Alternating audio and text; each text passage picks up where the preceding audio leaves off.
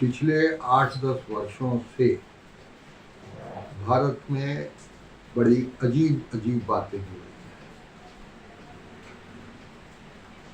संप्रदायवाद और संकीर्णता इस तरह से फैल रही है कि इतिहास में कभी उसका कहीं वर्णन नहीं। अभी पिछले कुछ दिनों पहले किसी प्रवेश मिश्रा नाम के बेहुदे इंसान ने एक आदिवासी के ऊपर पेशाब कर दिया। ऐसा तो हमने कहीं इतिहास में भी नहीं पढ़ा। खैर, लीपापोती की गई सरकार की तरफ से और उसके घर को ढहाने की बात की गई। घर क्या ढहाया, अच्छा खासा उसकी हवेली है, वो तो जैसी की तैसी है, लेकिन उसके बाहर जानवर वगैरह बांधने के लिए कुछ या किसी नौकर वगैरह के लिए एक टीन की या एस्बेस्टस की झोंपड़ी बना, उसके ऊपर बुलडोजर चढ़ाया गया और मुख्यमंत्री जी ने बड़ा डंका पीट कर उसको पैर धोने का तमाशा किया। जिस व्यक्ति को पेशाब किया गया था उसको। खैर, एक और चीज चल रही है। हमारे देश में एक संस्था है जो एक धर्म क्या मत विशेष को प्रोत्साहन देती है। संकीर्ण धर्म, संकीर्ण हिंदुत्व, जिसमें समानता के स्थान पर कुछ नहीं है, समानता के नाम पर कुछ नहीं है। नारियों के लिए अलग तरह की व्यवस्था है, ब्राह्मण, क्षत्रिय, वैश्य, शूद्र के लिए अलग अलग तरह की व्यवस्था है। तो इस संस्था का नाम है गीता प्रेस गोरखपुर, जो ऐसी कुप्रवृत्तियों को, कुमति को आज भी प्रोत्साहित कर रहे हैं।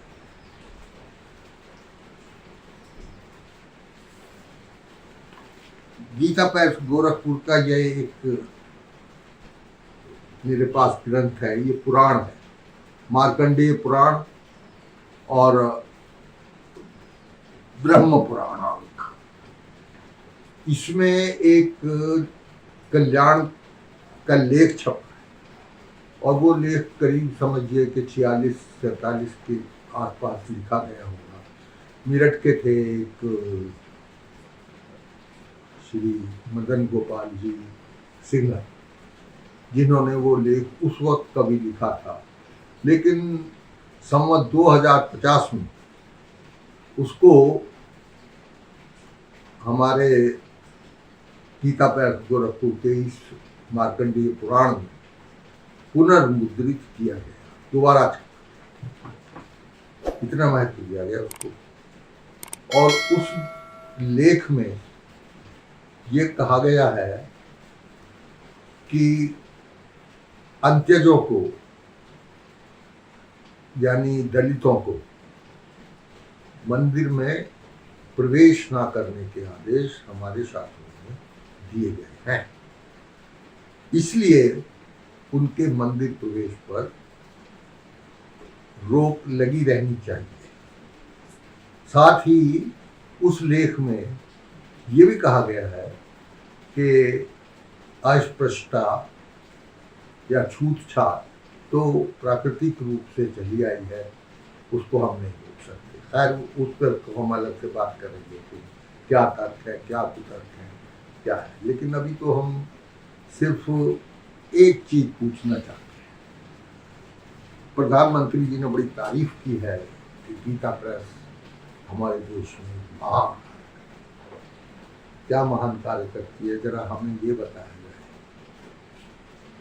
गीता प्रेस ने कभी ये छापा कि ब्रह्मा जी को इसलिए ये शाप मिला है कि उनकी पूजा नहीं होती, उनकी मूर्ति किसी मंदिर में नहीं रखी जाएगी। हालांकि एक मंदिर पुष्कर में है जहाँ उनकी मूर्ति रखी हुई है, उस मंदिर में, पुष्कर के मंदिर में, और वहाँ उसकी पूजा अर्चना भी होती है। एक मंदिर सुना है गढ़मुक्तेश्वर के पास में, उसमें भी ब्रह्मा की ये वो किसी को पता नहीं था कि ब्रह्मा को अभिशाप मिला हुआ, इसलिए वो किसी ने मंदिर पर। ब्रह्मा को अभिशाप क्यों मिला था? उन्होंने अपनी पुत्री के साथ दुराचार किया था और उनकी पुत्री ने इस बलात्कार के वजह से उन्हें ये शाप दिया था कि उनकी कभी पूजा नहीं हो सकती। तो ऐसे धर्म को ये प्रचारित करते हैं। फिर एक और बड़ी मजेदार बात है, मानव की या किसी भी जीव की उत्पत्ति नर और मादा के मिलन से या पुरुष और स्त्री के मिलन से, लेकिन हमारे पुराणों में अयप्पा की उत्पत्ति की बड़ी अजीब कथा है। कहते हैं एक बार जब भस्मासुर को नष्ट करने के लिए विष्णु ने मोहिनी का रूप धारण किया था तो उसको, उस रूप को शिव जी अच्छी तरह से देख नहीं पाए थे। जब ये संकट टल गया, भस्मासुर भस्म हो गया, तो एक दिन शिव जी ने विष्णु से कहा कि यार तुमने तो बहुत सुंदर रूप बनाया था और मैं तो उस समय डर की वजह से, भयभीत होने की वजह से तुम्हारा वो रूप ढंग से देख नहीं पाया, तो एक दफे वो रूप मुझे फिर से दिखा। विष्णु ने कहा नहीं महाराज, ये बहुत कठिन काम है, आप किसी तरह से अपने आप को वश में नहीं रख पाए तो बड़ी मुश्किल हो जाएगी। शिव जी ने आंखें तरेर कर कहा, अरे वाह, मैं कभी काम वासना में ऐसा ग्रस्त हुआ हूँ क्या? अरे मैंने तीसरा नेत्र खोलकर कामदेव को जला दिया था, तुम क्या समझते हो मैं इतना कमजोर हृदय हूँ? खैर, जब विष्णु ने मोहिनी रूप धारण किया तो शिव जी महाराज अपने आप को रोक नहीं पाए और जबरदस्ती पकड़कर विष्णु को बलात्कार कर। विष्णु से पैदा हुए अयप्पा, ये कहानी हमारे पुराणों में है, जिसको ये प्रचारित करती है कौन? गोरखपुर की प्रेस। एक हमारी समझ में ये नहीं आता कि ब्राह्मणों के सबसे बड़े पूजनीय, आदरणीय या उत्कृष्ट नेता रहे हैं परशुराम।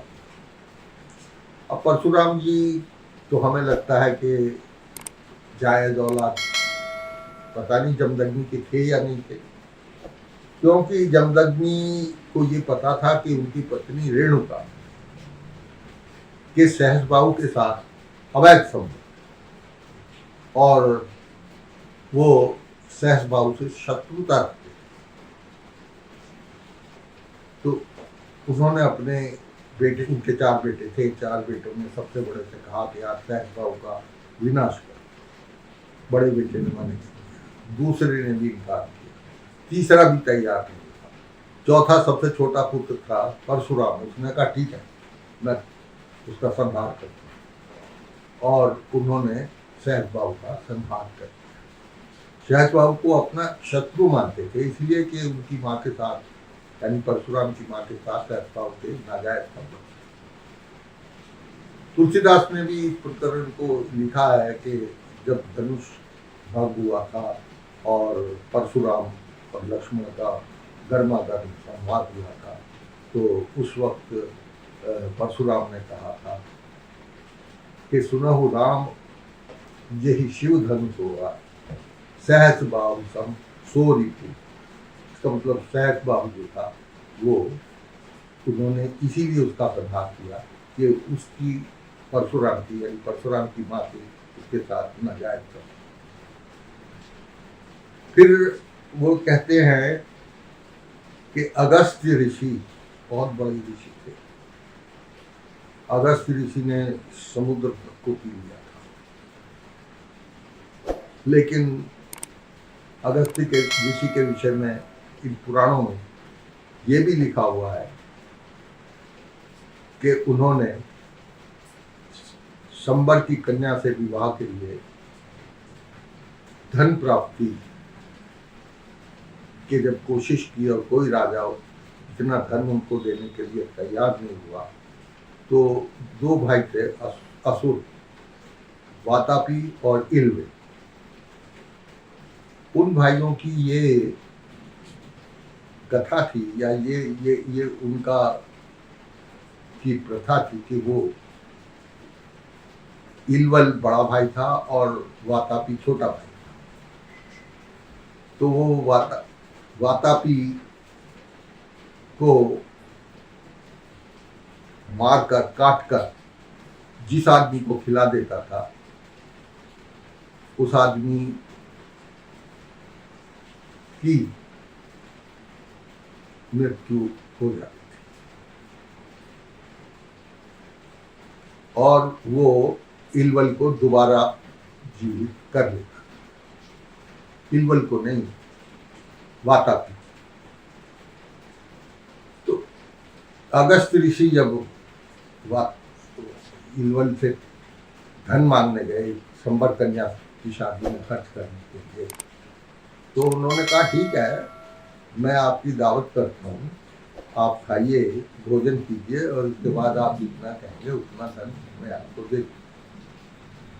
तो इल्वल ने वातापी को काट के उसका मांस खिलाया। वातापी को तो पेट फाड़कर वापिस आना था, लेकिन अगस्त ऋषि ने नर मांस खाया, वातापी का मांस खाया और उसको डकार लेकर पचा भी तुरंत दिया। वो जानते थे कि इल्वल पेट फाड़कर बाहर आएगा। तो इस तरह के ऋषि थे जो नर मांस भी खाते थे। नर मांस के बारे में और भी कई कथाएं हैं।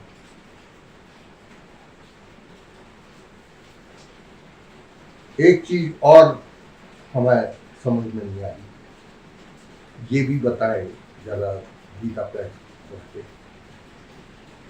कि जब काशी विश्वनाथ मंदिर पर आक्रमण किया गया, मुसलमानों ने आक्रमण किया, तो उस आक्रमण में सारे मंदिर को तोड़ दिया, हमारी मूर्तियों को भी का भी खंडित किया। तो उस समय कहाँ गए थे हमारे विश्वनाथ जी जो हमलावरों को नष्ट नहीं कर सके, जिन ब्राह्मणों के एक फूंक मारने से आग लग जाया करती थी, सर्वनाश हो जाया करता था, उन ब्राह्मणों को भी प्रभु विश्वनाथ जी अपनी रक्षा की। सोमनाथ का भी यही हाल था, गुजरात में सोमनाथ। एक कथा और बड़ी बड़ी भैया दूज की कथा हमने सुनी है, वो भी इन पौराणिकों की ऐसी कथा है जिसको सुनकर लज्जा, ये लज्जाजनक चीज है।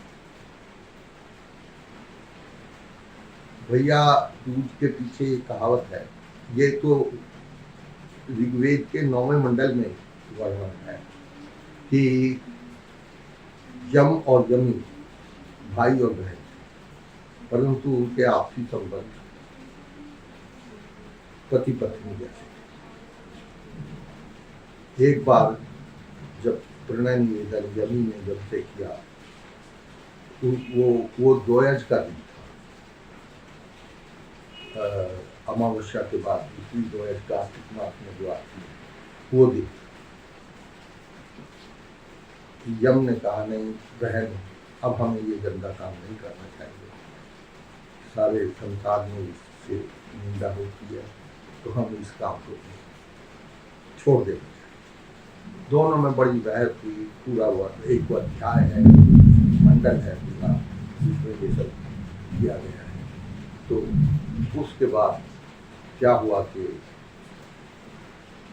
यम की बात को यम ने स्वीकार कर दिया और कहा अब से हम भाई बहन की तरह, और उस दिन को मनाने के लिए भाई का त्योहार शुरू। अब ये बताया जाए कि क्या ये सब चीज़ें नैतिक हैं जिनको आज आप प्रचारित करते हैं? क्या ऐसी चीज़ों को प्रचारित करने वाली संस्था को सम्मानित किया जाना चाहिए? ये सवाल हमारे समझ के बाहर है।